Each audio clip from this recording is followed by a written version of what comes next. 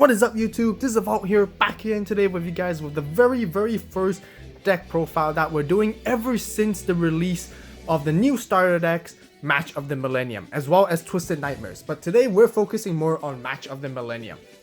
So many of you guys really like the budget deck series that I've been doing. For every time when there's a new starter deck for Speed Duels, we basically be buying 3 copies of those and combining them together to make a sort of competitive, viable, and fun, or even potentially really high top tier deck if we could possible right here on the channel and showcase you guys. And you know, I really like doing this for you guys as well because it really helps out bring out new players for those who don't play Speed Duels or never heard of Speed Duels or want to give Speed Duels a try. It's a very great gateway to come into Speed Duels for a very great value, just for $30, and build a very strong deck just to start off, and then build your stronger cards and different cards from other sets to put into it to build it even stronger.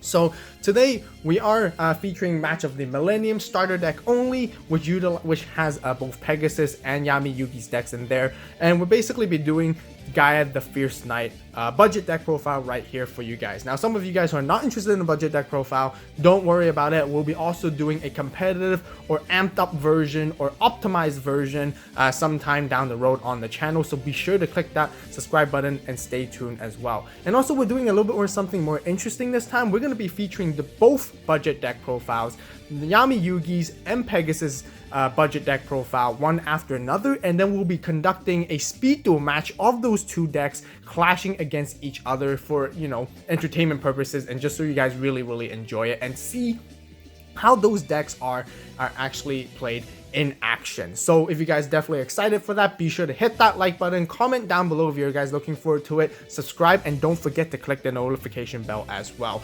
Anyways, without taking too much of your time, let's quickly go into our card sleeve reveal. We're using the King of Games Yami Yugi sleeves today, along with our Gaia the Fierce Knight. It's Yami Yugi's deck. Makes total sense, so that's why. Also, if you guys are interested in some of the sleeves I use on the channel and really want to get some for yourself, be sure to check out the AVAULT eBay store in the description down below, and it really helps support the channel. We got a variety of others, really iconic and really cool rare OCG card sleeves on sale for you guys that you can't really get anywhere else, so be sure to check that out as well. Anyways, with Yami Yugi's skill starting up, we are playing none the other Knight of Legend right here. Now, keep in mind, this skill is very juicy and very powerful, so we're gonna have to go through it a bit slowly at a time because I want to explain to you new players who don't know how it works. Activate the skill during your main phase. Each turn, one Gaia the Fierce Knight you normal summon can be summoned without tributing. So apply the following skills while you control a Gaia the Fierce Knight monster or Gaia the Dragon Champion monster. If it attacks a defense position monster, inflict piercing damage. Once per turn, if it inflicts battle damage with the skill, draw 2 cards and discard 1 card. Now, this skill just looks very powerful, but there is one drawback: is you cannot activate set cards in the spell and trap card zone. Basically this deck, you can't play traps. Essentially it makes it very difficult.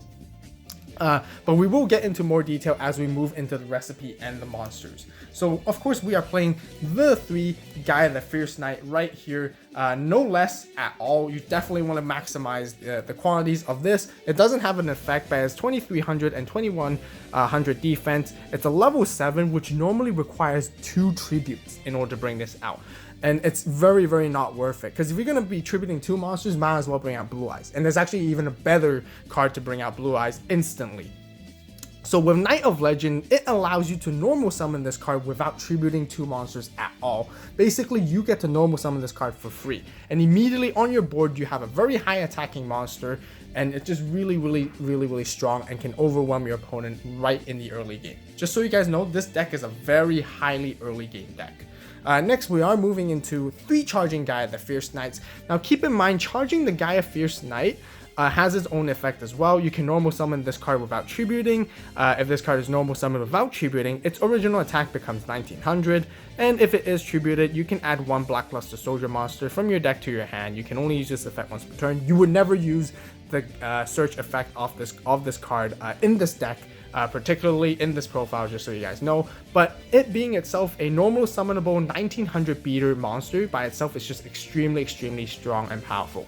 Now keep in mind right here, with the skill is you can't use the tribute, the free tribute skill part of the skill to bring out Charging Gaia the Fierce Knight, where it says, activate the skill during your main phase. Each turn, one Gaia the Fierce Knight you normal summon can be tributed without tributing. You can't use it on Charging Gaia the Fierce Knight because it does say quotation Gaia the Fierce Knight, so you know it doesn't say monster or anything behind it. However, the second part of the skill does apply because it says apply the following skills while you control a Gaia the Fierce Knight monster. Now that the monster keyword right here is very, very crucial because Charging Gaia the Fierce Knight is considered as a Gaia the Fierce Knight monster because it does have that quote unquote in its name, so it does count towards the second part of the skill, just so you guys know.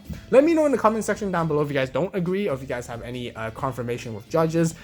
Feel free to let me know, but I really do feel like this is why this specific wording was created, just so that to make Charging Gaia the Fierce Knight still highly viable along with this skill. So if this monster does attack a defense position monster, it does inflict piercing damage, and you still get to draw 2 and discard 1 card as well, which makes this skill so much better than this card right here, Spiral Spear Strike. And you would actually not play this in this deck at all, because essentially Knight of Legend is Spiral Spear Strike. Next, we do for our other monsters, we do played Old Vindictive Magician. Very self-explanatory, just to pop your opponent's monsters, any annoying monsters that you just don't want to deal with. Really great, better than Man-Eater Bug because it says target one of your opponent's monsters and you don't have to target any monster, so you don't have to pop your own in case there were no targets. Next, we are playing 3 Sphere Kuribohs. This is more as well as a monster, but it's more for a hand trap. The reason why you guys can probably tell already, we don't play any traps, or actually it's very underwhelming to be playing traps in this deck. It's not preferable at all, but Sphere Kuriboh acts as a trap. It's a hand trap that turns your opponent's monsters into defense position so that your Gaia and your Gaia Fierce Knight monsters can charge into your opponent's monsters and inflict piercing damage and utilize Knight of Legend skill, which is really, really powerful. At the same time, it's a great defensive tool to protect yourself from any monsters that you do want to protect, or any attacks potentially. Also, Sphere Kuriboh, just so you guys know, does have a ritual type of effect where it can like sort of substitute for a ritual requirement for being a level 1. However, you would never play this in this deck as well, just so you guys know. The fact that it's able to be a hand trap to turn your opponent's attacking monster into defense is already really, really great. So you'll be utilizing that only. Next, we're moving on to our spells. We are playing 3 Summoner's Art. I did mention earlier that this deck is a very, very powerful early game deck. You'd want to play 3 of these. I highly recommend 3, nothing less. This is simply because with 3 more, you're basically having access to 6 Gaia the Fierce Knights in total in your whole deck right here. It allows you to search him, and then you can basically bring him out with Knight of Legend. Knight of Legend. Sorry. You want to see this card as soon as possible. You want to bring this card out into your monster zone as soon as possible in the game, no matter what, to basically bulldoze and smash through your opponent's life points as quickly as possible to pressure them. This deck does run out of resources very quickly, so you do want to end the duels in these early game stages, and within 5 turns even sometimes, I would say. If it goes beyond to the late game where it's like 10 turns or above, this deck does get punished very, very hard, and you guys will fall behind, and it's very difficult to win from there. Anyways, moving to our next spell card, I would play 3 Fighting Spirits to basically boost up your Gaia the Fierce Knight monster's attack to give it more 300. It's a really great equipped spell. Some of you guys who don't play the budget variant prefer Bashing Shield, and I highly agree with you guys, but keep in mind this is the budget variant, so we're utilizing cards that are only in Match of the Millennium within this deck. So Fighting Spirit is also really, really good. I would play 3 of to basically help boost off your monsters. That basically rounds up for our spells, and now moving to our traps. Now, I did say we don't really want to play traps at all in this deck, but there is a trap that is actually viable and very, very powerful as well. We're actually playing 3 skill successors. Now, keep in mind, if you would never ever want to set this card. Do not set this card in your spell and trap card zone at all, no matter what. Now, here's the reason why, is because Knight of Legend prevents you from activating it. And you would never want to set it. Unless there is a very specific situation or scenario, that it will really, really help. And you really need to set it for whatever reason. Otherwise, never set this card. Keep this card in your hand. So what this card does is target one face-up monster you control, it gains 400 attack until the end of this turn. Now, you would never use this effect because you would never be setting this card. However, the second part of this this track is definitely what you want to be focusing on. So during your turn, except the turn that this card was sent to the graveyard, you can banish this card from your graveyard, then target one face-up monster you control. That target gains 800 attack until the end of this turn. Now you can utilize the second effect, and how would you utilize the second effect? Basically with Knight of Legend once again. Now keep in mind, if you're any of your Gaia the Fierce Knight monster or Gaia the Dragon Champion monster inflicts battle damage with this skill, you draw 2 cards and you discard 1. Now if you have Skill Successor in your hand, you would always want to discard this card because you want to utilize its graveyard effect. Now keep in mind as well, it's still a trap card, and you can basically use this graveyard effect during your opponent's turn in the battle phase, in the damage step still, which makes this card really powerful. It's unfortunate that you won't be using the first part, but you'll be discarding cards off your hand all the time. That playing 3 of these, these are your basically your discard targets. Discarding that, allowing to pressure your opponent with another 800 attack boost is a huge deal. And you can OTK, turn your opponent around, and even win the duel from there in your opponent's turn in some occasions, which makes Skill Successor extremely powerful and workable for this deck, despite it being a trap and you can't be activating your set cards. So keep in mind, never set this card. Keep it in your hand to be discarded from Knight of Legends. So this is overall a full 20 card deck right here.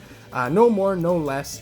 We are moving into the side deck, or actually let's just go through into the extra deck first, because mine as well.